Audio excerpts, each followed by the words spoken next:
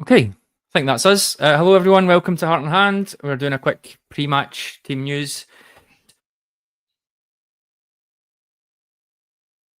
Tonight's huge game against Club Brugge. So teams are out. David, you've got them there. You want to give us them, and we'll chat through who's Yep. in. We'll go through the Rangers team, obviously, and it's the team that has been kicking about all day. So Rangers do have a leak, it's fair to say. Here's the team. In goal for Rangers, Jack Butland. Back four is Max Aarons, Nasser Giga, John Suter, and Jaden Migoma. The midfield three is Lyle Cameron, Joe Rothwell, and Tello Asgard. Up front for Rangers are Gassam, Antman and Danilo. On the bench for Rangers, Kelly and Wright, the goalkeepers. Tavernier, Barron, Dessers, Diamande, Fernandez, Raskin, Moore, Gentles, Curtis and Hutton.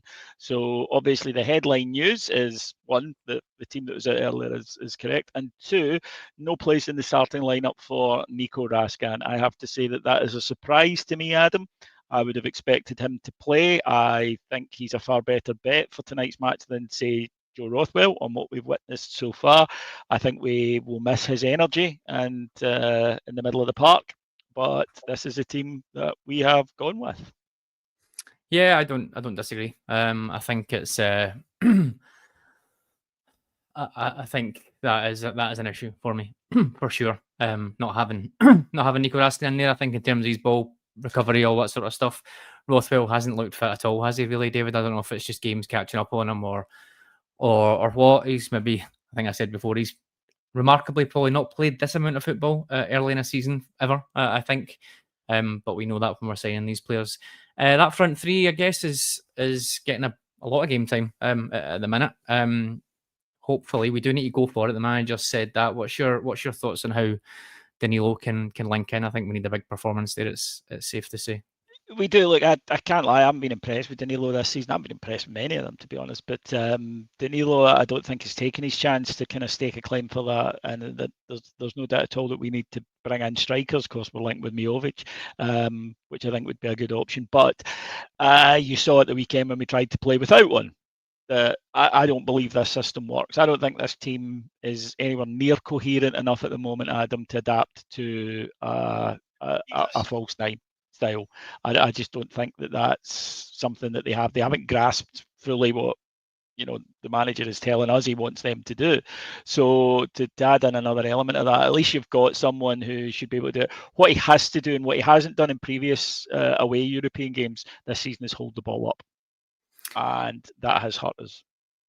Yeah, I'm quite intrigued by the Majowski potential signing. We'll do a little bit more on that, but I think in these type of games, we've seen against Pilsen, the away game, there was a lot of balls, Jack Butland clipping up to Dessers. It's just not his game. It was sort of falling down. I think he could come in and do something there. Obviously not signed in time or not even close to being signed at the minute as far as we're aware. But yeah, I'm interested in that.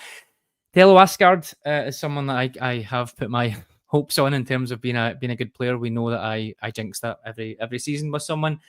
I haven't seen a lot of him yet. We've literally not seen a lot of him. But what I watched last year, and again, you'll be yourself, David. Joe Rothwell in the Championship last year is a completely different player to who we've got just now in terms of covering the ground. Asgard is the same for me. He's looked a bit sluggish, I think. Yes, injuries, getting up to speed. Yeah, he at least is coming off an injury. At least we know that. Played as a false nine as well. The guy I seen last season picks the ball up. He drives the middle of the park. He's physically dominant. He can cover ground. I need to see more of that tonight. I think him and Lyle Cameron feels like a good mix because Cameron looks like the only player at the minute that has an awareness of what he needs to or what he should be doing off the ball in terms of attacking off the ball. Finding these little spaces, lots of little runs, going wider, coming inside, not really finding much joy, I think it's safe to say. So that midfield too, if we exclude Rothwell, because I'm not sure how useful he's going to be tonight in terms of this one, but that midfield too can certainly get up in support of the striker, or I hope they can. And when you've got Antman and Gassama there as well, I think that could be potentially that's the area we could get a bit of joy. What's your thoughts on the fullbacks? Obviously, Migoma is the only left back at the minute. Are you happy with the right back decision, or would you have preferred the other one? Well, Aarons has done nothing so far, really, in a Rangers shirt. Let's be honest. He's been poor. But he's clearly been bought to play, and he's clearly going to have the position. With Tavernier, you've got the experience. He is diminished as a player. There's no doubt about that. What this is going to do, obviously, this is putting a lot of pressure on the head coach by his own decisions here, because he's sticking with Aarons, which is fine. The Raskin one, though, there were, of course, rumours that there was a bust up in the dressing room afterwards on Sunday. There are always rumours like that when a team isn't doing well, so you never know. But these will be fueled, at least. We haven't any confirmation, obviously, but the rumours will be fueled by this tonight. The fullbacks have got to be better defensively than they were the other night. So far, well, that's unfair to Magoma, who I think did fine against Brugge, considering that it was his first game. Aarons has looked lost a lot, Adam. Like, he doesn't know what he's supposed to be doing. And that's the biggest concern for me. Which is really frustrating, I think, and annoying, because I think we said this on a couple of shows. A new manager coming in to embed a philosophy, whatever we want to call it, getting a couple of guys in that you can trust early is key. I thought Rothwell and Aarons, I thought, okay, maybe not terrific, going to be first name on the team sheets, but those are guys that can come in and help you mitigate those issues in terms of they know what he wants to do. You can bring other players on. They've looked the worst too, I think, overall. So yeah, I would agree with that. They haven't contributed at all so far. I am worried about the middle of the park tonight. I'm worried about the mobility in it. I think Cameron and Asgard are going to have to do an awful lot of running, because, as we've seen, Rothwell so far simply hasn't been capable of doing so. They are going to have to be very much on it and very much alive, and that's before we even get to the fact that they'll need to be creative further up the park. The wingers, I think, have got to be causing problems and pinning the fullbacks back, and again, that was something that in Pilsen we didn't do nearly well enough. And that put us under more pressure. But the concern, I think, for all Rangers fans at the moment is the defence has looked porous, has looked slow and disorganised. Yeah. And tonight we saw the standard of goals we conceded in this first leg. They were embarrassing. I mean, they were so bad. The defence have got to be better than that tonight. They have got to have their wits about them and be far more switched on and communicate better because that's really the theme, I think, so far of the goals Rangers have conceded so far this season, that there's no communication, certainly not enough communication. Then the fullbacks, again, have got to be offering a threat going forward, which is not something that we've seen enough of from Rangers fullbacks this season. They've got to be carrying the ball, getting up in support of their wide men and trying to put a bit of pressure onto Brugge. But the concern is still the same concern I've had every game really so far this season, Adam, is I think that's a weak spine of the team. The centre-backs have been a concern. I don't think Rothwell as a six has cut it yet. Hope he goes out tonight and starts to show and proves me wrong. And I don't think Danilo is the answer for that role. So the centre of the park really does concern me tonight.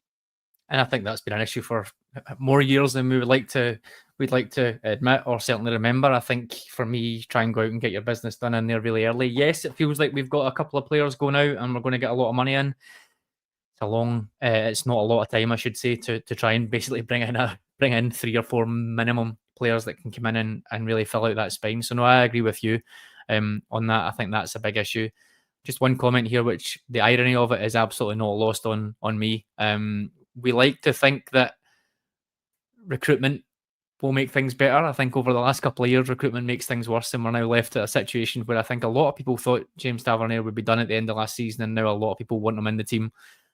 First time. It's funny how things change. Okay, that's a reflection less on Tav, though, in my opinion, than it is on Aarons. Yeah. No, for sure. I completely agree. There's a lot of chat about Raskin. We're going to miss his out of possession play, like you said. His drive, his leadership. He's in a team devoid. I do not get this one personally.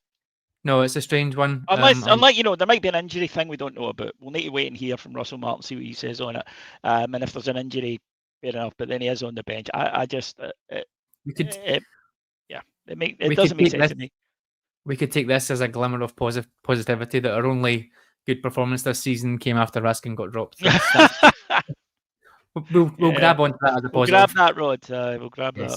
Okay, I think that will do us then. We'll wait and see. There's a lot to do. The manager was at pains to talk about how the last 2 away legs have been teams that need to come out and come at us, and you can't really judge Rangers' performance, or you can't really judge that as a average game, shall we say. They're coming out hell for leather, and we're basically just trying to concede. That is the opposite now. It's flipped. So that dynamic is going to be interesting. Rangers have not had a fast start since I had a head of hair, I don't think, in a game. So that needs to happen if we've got any chance of getting through here.